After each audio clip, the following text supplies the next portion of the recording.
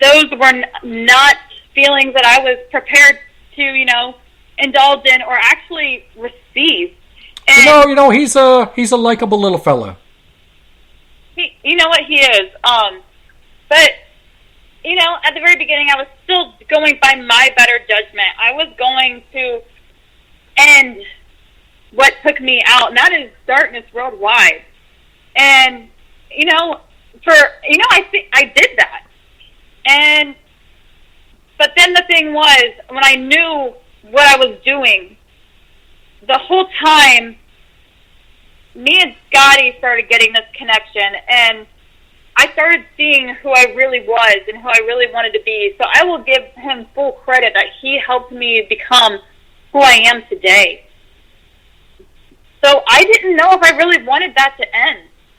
And I came clean to him. I told him the whole situation, and he was angry at first. And it was a few days that, he didn't associate with me at all. And then finally, one day at practice, we talked about it, and he agreed that he didn't need anybody else telling him what to do. He didn't need someone with plans for him except for him. We were in the same mind frame. So that's why Scotty left you, David, not because of me. Because he was tired of... Hold on. Hold on. Interrupt me. Hang on. Like hearing something. Hang on. Don't interrupt me because you don't like hearing something. He left because he was tired of being a part of someone's plan. He wanted to go off on his own. He wanted to be a part of something bigger, and that is his plan. And that is still his plan for till this day. Well, in regards to the prophet of pain, Amos, he and I have been talking. He and I have been discussing. He and I have been strategizing. So, I hold no ill will towards Amos in regards to whatever happened, because I know that being around you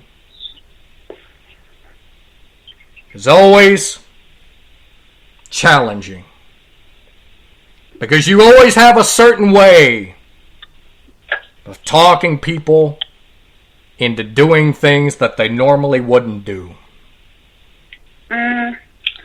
David, I don't really believe that. I mean, yeah. That's exactly what you would say. That's what I would expect you to say. About me, but I really don't think that Scotty, I don't think that's what made his decision.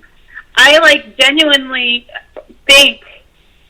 See, you think you know a side of Amos. And I know a different side of Amos.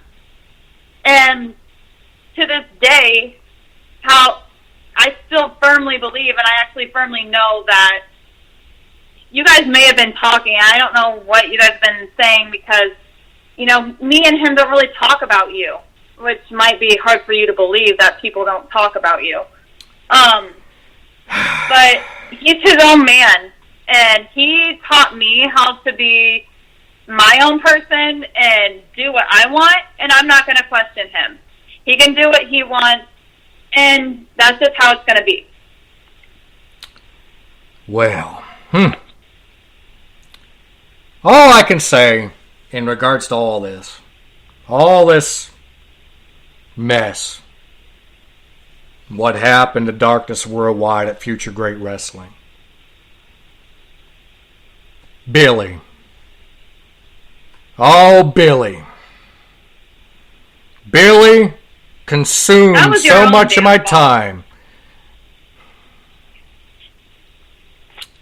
Let me finish.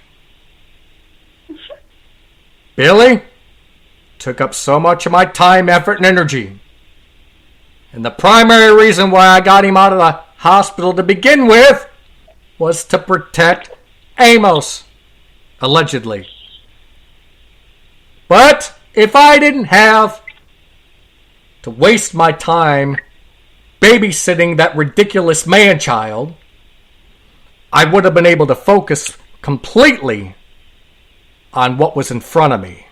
And what was in front of me was something that I knew. As soon as Amos came to me and tried to convince me that you were on the up and up, that everything was good, that we were gonna run this town, we were gonna be it, that this is what I always wanted, and he was bringing you to me. I knew I didn't trust it. But because of the business partnership and the friendship that I have had with Amos, I was willing to say, okay, fine. And lo and behold, old Barnabas's gut reaction was correctamundo after you gave me a vicious Natola shot in the middle of the ring, showing me videos of plotting your schemes, your plans, your dishonesty, your treachery, you and Cody-Hawk and that filthy no-good Ripper Blackheart. And there I lay. I thought it was a great appreciation video, to be honest. Appreciation video. That's what I thought it was going to be. That's what I was ready for. Appreciation. Well, I can tell you right now, there was no appreciation for my Natolas as I laid on ringside, hurting, needing medical attention. That bad. Well. And you know, the whole thing with Billy, Billy, whatever you want to say, that was all your own doing and your own fault. If you would have left him in the hospital, coincidentally under my care, he would have been fine. He would have been back to William Wolf. No, we didn't want that. We didn't want William Wolf back. We didn't want anything to do with William Wolf. That's why we wanted to keep Billy around. And look how much the fans loved Billy. Billy was the most exciting character and performer on FGW programs. The crowd went nuts for Billy. And do you think that one of those ungrateful fans, they're not as ungrateful as Harley Fairfax, of course, but those ungrateful fans of FGW, not a single one of them ever said, hey, Barnabas, thank you so much for taking care of Billy and making him a featured attraction on FGW. Great job. Well done. No flowers. No chocolates. Nothing. I personally think Billy got all that on his own. Because even being Billy, William Wolf was still better than you.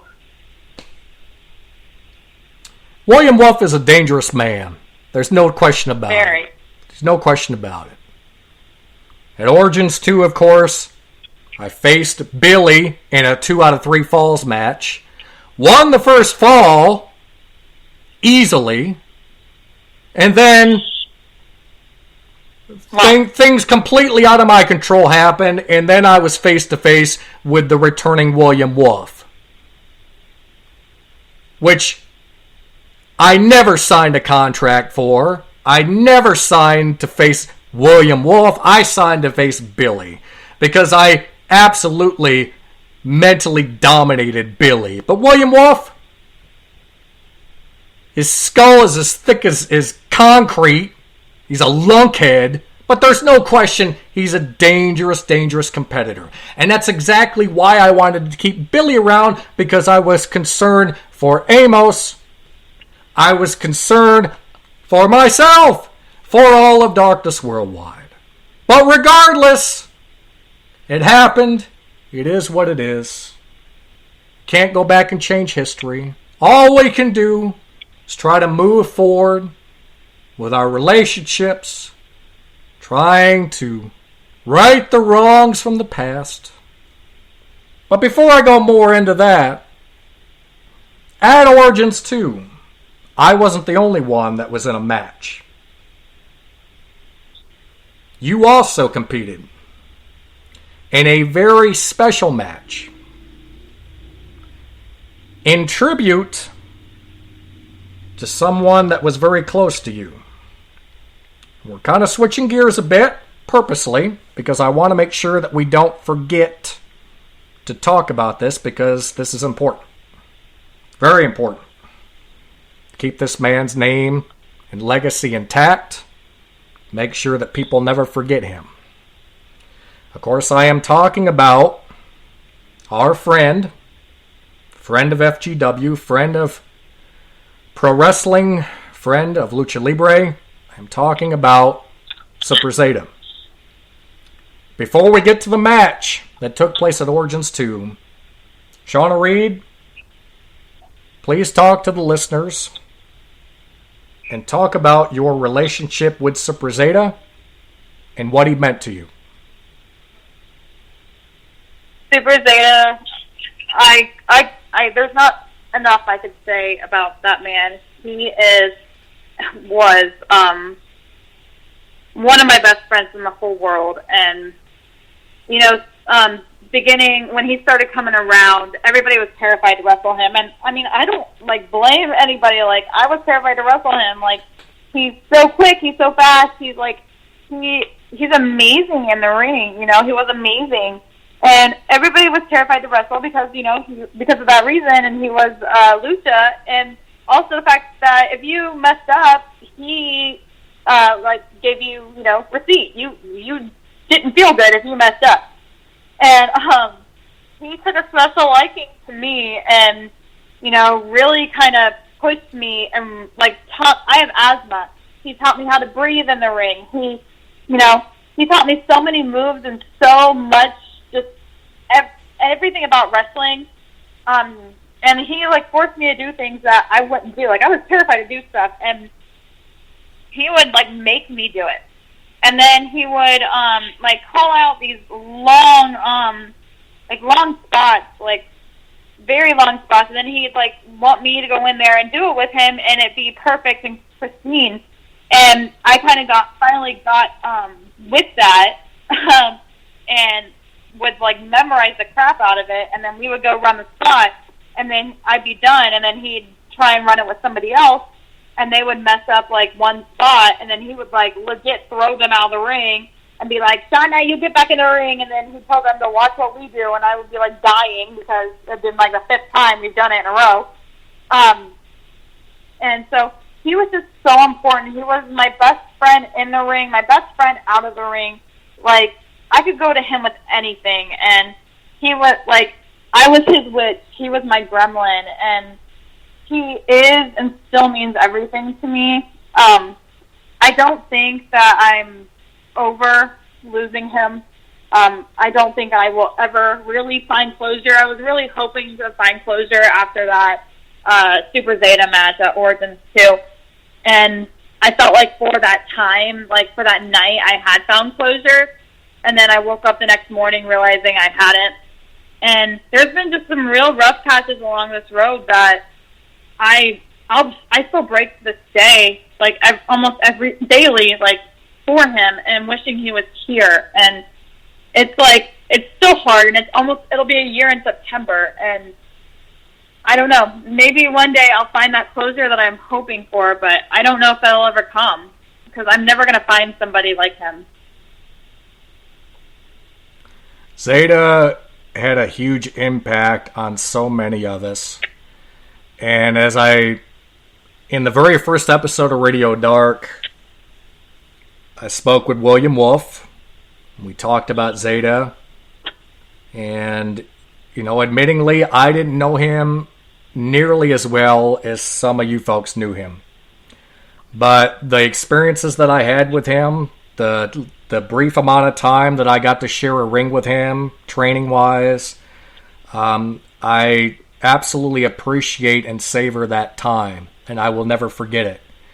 And the tribute show that we did upon his passing was unquestionably the most, from a wrestling standpoint, the most emotional night that I have ever been a part of. And if you remember correctly, that night, me and Scotty wrestled for the first time for in a tribute match to him. That's with right. You at ringside, if you remember correctly. I do indeed. I do.